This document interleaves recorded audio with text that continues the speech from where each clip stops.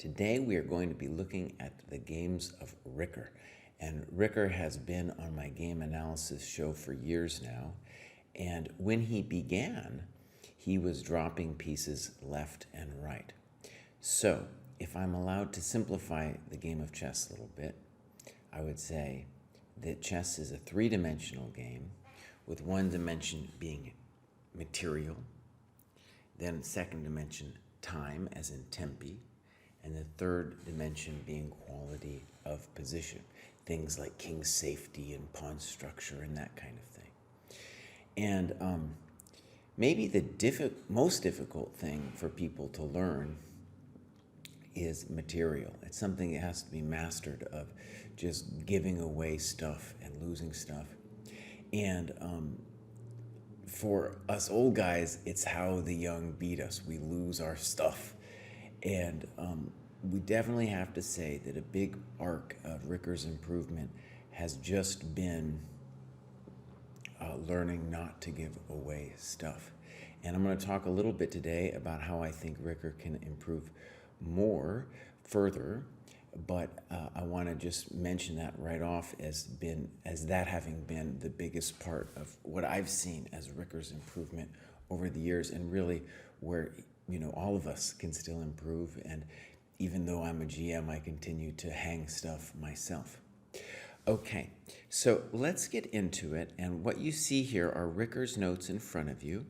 Anyone can submit now a game to our Patreon page, and I will review it. Or if you want Kostya or David to review it, you can request that as well.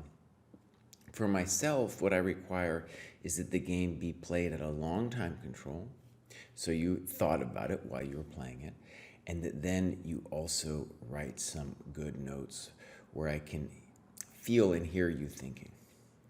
Okay, so we're going to look at two games today by Ricker, and I won't, of course, read everything he's saying, but we will talk about it, and I put the notes there just so that you can see how he sees the game, and also what it would be like to write about your own game, because honestly, it takes a little practice, and you shouldn't expect to do it well right away, in the same way that someone doesn't learn to write well right away.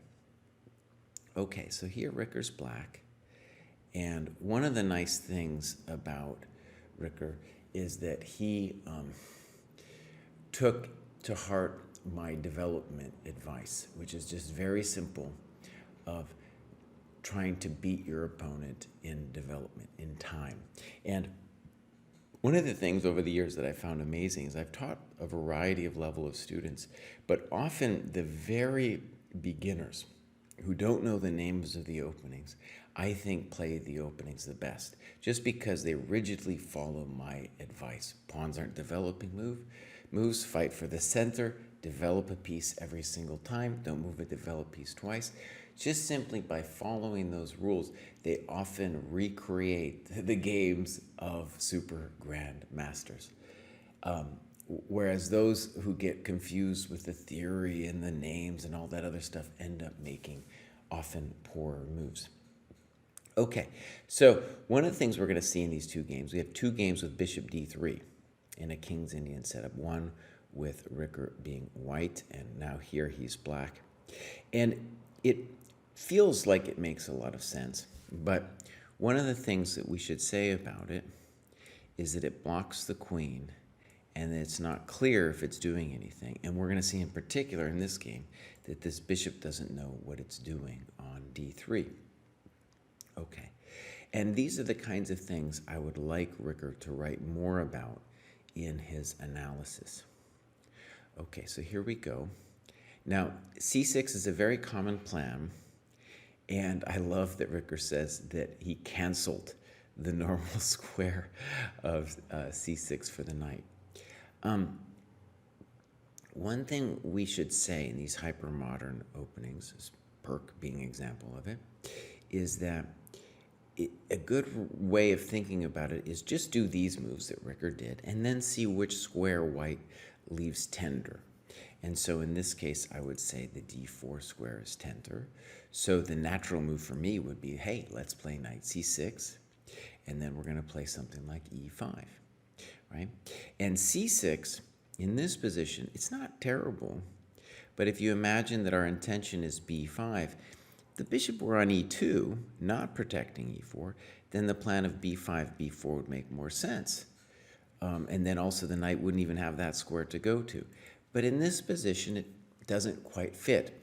And that's why, regardless of whatever opening you play, you don't want to make rote moves. You want to adjust your thinking according to what your opponent has done.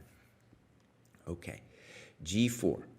And Ricker has the funny note of uh-oh.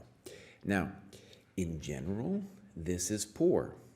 And what we're going to see is white doesn't respect his own development in the following moves, and that's a big part of how he's going to get in trouble. This game, by the way, was a daily game, which I know that a lot of the older guys like. I should mention Ricker is I think he's in his 70s now and just began to be playing competitive chess fairly recently, which is a beautiful thing. And the daily chess gives you an opportunity to double check a little bit more than in a normal game. Now, in general, we're going to say not only is he lacking in development, but the old-fashioned rule of attack on the wing is met by an attack in the center is definitely going to apply here. Knight bd7, queen f3, again neglecting development. Queen b6, knight g2. Okay, a little weird. Pop. Great. Beautiful, and now we've got a beautiful position. And now, not only that, white now trades off his best piece. Shouldn't do it.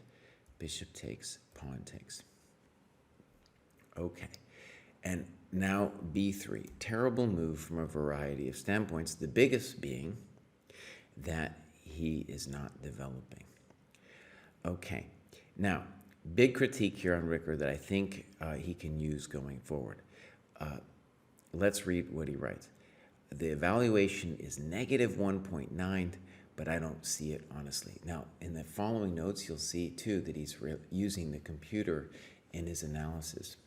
And especially for analyses that are given to me, I would prefer if you do it without the computer first and maybe even look at it with the computer after I do my analysis, just so that you can see it first and think about it first through a human lens. We're going to see a variety of notes that the computer was very unhelpful to Ricker. And I know when you're hanging out on any of the online sites these days, it's almost like you're getting pushed to use the computer. It's like right there. And it's calling out, use me, use me. And one of the things that we would want to talk about here is why does black have the advantage? And you need to think about it, I think, in human terms to understand why. And if you are able to systematically think about it like that, then that's how you will improve. Okay, so let's talk about it. Why is black better? First, he's up in time. How much? We're going to say one tempo. How would we express that? Well, bishop e6, castles, everybody's got at least a piece superficially out, but it's black's move, right? So one tempo. All right. The next thing, though, is we can also see is that several of white's pieces are, in a lot of ways, undeveloped. This knight is totally dominated by this pawn, this one. And this knight is dominated by this pawn, right? So neither knight is good at all. And this bishop has maybe this square, and that's why we should probably immediately play bishop e6 just to make it unpleasant for him to move there. Okay. Now, what the computer sees, which is a little bit abstract, is the computer sees that you have this unopposed dark square bishop, and the fact that white's dark squares are incredibly weak. But at the moment, you don't have a very clear sense of how to get at them. And that's fine. That's why, by the way, you should default to development. Now, one of the things I've noticed, Ricker, in your games is that you're very good at following my religion of development in the early phase. But then when you get to here, where you're like early middle game, like the what next phase, then it's harder. And that's very common because you can develop your pieces, and that's because, or anybody can learn to develop their pieces because it's like, well, we just need to get them into the ball game. But the whole thing about the second dimension of time is like, well, what time to do what? Right? What am I supposed to do then? And that's why in this phase it can become kind of difficult. But if you don't know, default to development. In this case, bishop e6, right? And of course, there's loads of plans. Knight d7, c5, looks good to me. Some kind of rook move, maybe this one coming over here, maybe a5, a4, depending on what he does, right? But bishop e6 first. And that's the kind of thinking I want you to do on your own that the computer's not going to tell you about. Okay, queen c7, g5, terrible move, and let's talk about why. It's because your knight on f6 doesn't have any great squares now. That's why I would have been thinking about knight d7, c5. But white immediately solves all those problems. And not only is the knight ready to come to a happy place, but if the knight ever gets taken, then oh boy howdy, all those dark squares that we were just mentioning are all going to be lit up, right? Knight g3 doesn't really help. Knight f4, knight ce2. Notice, some of the things I want you to see is this knight is dominated, and now this knight, you could say, is now active, kind of talking to your knight, but in a way not, because if he opens up the bishop, that's the end. Okay, now, Ricker, your next move is very controversial, and I want you to understand why. You took this thing. By the way, let's read what you wrote. Eval says negative 5.8, but I didn't understand why. Now, I don't know, 5.8, that's pretty hardcore for me too. And the position is definitely nice for you. But right, from our standpoint, you're just doing fantastic, a very pleasant position. So moves like developing moves, like bishop e6 make a lot of sense, and a5 make a lot of sense. But bishop h3, what you're doing is let's say the computer tells you that's a genius move. I don't care, maybe it is, right? But the thing I want you to see is the rook on h1 was not developed. And now it is. And now at least he has an idea, and that is playing on the h file. So that's the grief that we have here, that we've created for ourselves. And maybe rook h2 or something like that would be called for. He castles. Nice move. And what happened? That's a terrible move, by the way. Yeah, look at that. Setting himself up. Oh, no. Oh, no. Over here. Queen e6. And I think one clever thing you could have realized here is if queen h4, then you can always meet it with h5 because you got the queen trade when he does this. And the main thing you want now is just a queen trade. You're up the exchange in a pawn. Just get the queens off the board. Make your life easy for yourself. So, for example, a5 or b5 both look good. All right, now things are getting weird, right? And I still wanted you to play h5 here, right? Now he's got a little bit of play. Good move. Queen comes to defense. Good move. And here's a move I think you should be very proud about, b5. Maybe the computer wouldn't even say it's best, but the thing I really want to stress about it that I like is that you are taking away one of your opponent's attacking pieces on d3. Rook d7, notice he's defending against knight e7. Bishop e2, good move. Good move. I really like f6, getting the lateral protection. Good. And here, I wanted you to get out of dodge. Move the pieces somewhere, man, before knight h6 spanks you. So here, knight e3 would have won the exchange back. Again, well, I guess queen. Yeah, you could probably play knight g3. Okay, good. We're exchanging. And I like the rest of this game, Ricker. This is real nice. Dark squares. That's why the computer loved you so much. Dark squares. And now we say chess is an easy game, and you finished him off nicely. Here, for example, too, the computer wouldn't like this move, but I like it a lot. You're just trading everything off. Let's take that pawn. And then finally the guy resigns. So, interesting game. And what I want from you, Ricker, before we head to the game 2, is I want more ideas in terms of what's going on in the position, and I want you to write them out. Try to do it without the computer. The computer's not going to help you think about the game, and that's what you're going to want to develop your skills on, is thinking about what's going on in the game. Just things you can notice in terms of positionally. That's what us old guys can do. We can think about positional factors. And of course, giving variations and your evaluations of those variations is also very helpful. Okay, let's go to number 2. All right, so Ricker's white in this game. Again, a daily game.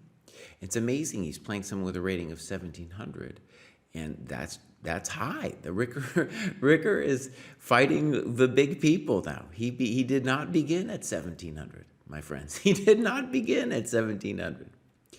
Okay, so here we go. And now a strange move, right? Knight c3, and I'm very happy, Ricker, that you did not play a4. a4 would have made me very depressed. One thing I want you to have the confidence to know is your opponents, when they make moves that aren't developing, they're not threatening. We're going to see later there's actually an example where she does something and you know, you are terrified that it's a threat. I'll point it out later. But a5, not doing anything. And knight c3, we are gaining time. And here's our bishop d3 move. And so there's a nice parallel between the last game, where now black should and does play a little bit against your d4 pawn. So you ask yourself, well, what should I have done? And, you know, I think here's an example of a position where bishop e2 is good, bishop e3 is a thought, and maybe even h3 to stop bishop g4. But you should always default to development. And we'll see that the problem with bishop d3 is now the queen might get pulled away from her d4 square, and she's already getting blocked from it. So when you are playing against a hypermodern opening, right, it's going to be all about you maintaining the strength of your center to contain your opponent's pieces. And it's a hard skill to learn. So even though she played a5, now she starts playing good moves. Good move. And here another quote that I like. I apologize to myself. And then you say, of course, bishop e3 was correct. Okay, fair, correct. That's true. You should have played bishop e3. And now knight d7. It's kind of humorous. Now the a5 pawn honestly looks like it makes a little bit of sense. And knight d7 is not a bad move, unmasking the bishop. And yeah, this is a very common feature of the position in King's Indian play. And in particular, same thing I said about the perk. You can just develop your pieces normally and then see which square they leave tender. And in both of our games, it was the d4 square, but it's not always the d4 square. And you want to adjust your plans accordingly. Okay, knight e2, okay. Knight b4. And it's funny, later you have a note saying that the engine didn't like your position as much later. And this is a moment to think about it. Knight b4 is a mistake, I think. And the correct move, I would say, is e5. And then if you push past to play knight d4, and notice that the bishop is working through the power of the knight. Instead, she goes to the side of the board. When you're playing even a 1700, this is the kind of mistake they're going to make. They're either going to do non-developing moves like a5, and then they're going to abandon the center on some adventure on the side of the board like this. Now, it doesn't lose immediately, but the thing to see about it is undeveloping your bishop momentarily will allow you to squeeze the knight out of existence. Namely, later we'll push it back, and what we'll have is our space advantage and our pawns will be able to block the knights from gaining significant squares. Okay, but one thing that's good is that you kind of defaulted to development here, saying, hey, my queen actually wants to be here. Okay. So the way I would put it is your approach was fine, especially for where you are at. I want you to develop. And the engine is making it complicated, and I'm like explaining how the engine is thinking. But honestly, the rules you followed gave you a position that you understand, I think, much better. B6. Now, I want you to be in the notes. I want you to do, when you see him make a move, and this is going to be often, that is a non-developer like this one, I just want you to call it out. And notice that they don't, at this kind of level, she's not going to give you a bunch of material that easily, but she is going to give you time. And remember, 3 tempi are worth a pawn, so she just gave you a third of a pawn with this useless b6 move. Makes no sense to play b6. Good move. Good move. You're defaulting to development beautifully. Snip, snip, e5. Controversial. Controversial. Bishop e3. Controversial not only because of the pawn on d6, but because her bishop on g7 is now toast. Rook c6, knight d5. Beautiful move, and now your opponent makes a mistake. And what's beautiful about this is soon, not now, you're going to find a beautiful tactic of knight e7 followed by queen d5, winning the exchange and really penetrating into black's position in a very unpleasant way. So f5 in itself, not the worst move to get the rook involved. And from a positional standpoint, a favorite saying of mine is every Russian schoolboy knows to take towards the center, right? Now, of course, this is all just the positional stuff, right? Positional stuff is important, but notice, what's going to win the game is the knight e7. That's what's going to win the game, Ricker, right? We all know this. So the positional stuff where we can outplay the kids is definitely good, and we can get to a nice position. But at the end of the day, the game is going to turn on a tactic like knight e7. Rook f5, positionally poor because you're giving away the e4 square. Knight c5, and now, beautiful, you found it. I think you found it. Yes, it was just staring you in the face. It's something about the knight attacking your queen, where now this tactic is honestly a little bit more complicated, helps you find it. And I like, for the most part, your finish here. And notice that with the exchange, you want to open lines, and that's what you've got. So rook d5, fine. h4. Now notice, this is what I was laughing about with the a5, a4 earlier. There's no need for you to play h4. She's not doing anything spectacular. Something like queen b5 to separate the queen from the pawn, this queen, right? That would have been reasonable, or some kind of penetration into the position looking at rook fd1, and then c5, also a fine thought. Her position's so bad it doesn't really matter. Beautiful. Notice, in terms of time, of course, a tempo is important, and rook fd1 is a good move. Good. Good. Beautiful. Now we're just penetrating. Very nice. Very nice. By the way, in general, a good thing to see about the King's Indian is usually the king's side is their side of the board, and the way we are going to win the game is by some kind of penetration into the queen side, and then a cutting through back to the king, which is exactly what happens here. Queen c6, bishop h6, Ricker wins. Beautiful. So Ricker, and other people out there, regardless of your level, I think the way to improve is to go over your games, improve, at writing about your games. That will help your own thought processes, writing in terms of words and concepts, but also variations and evaluations.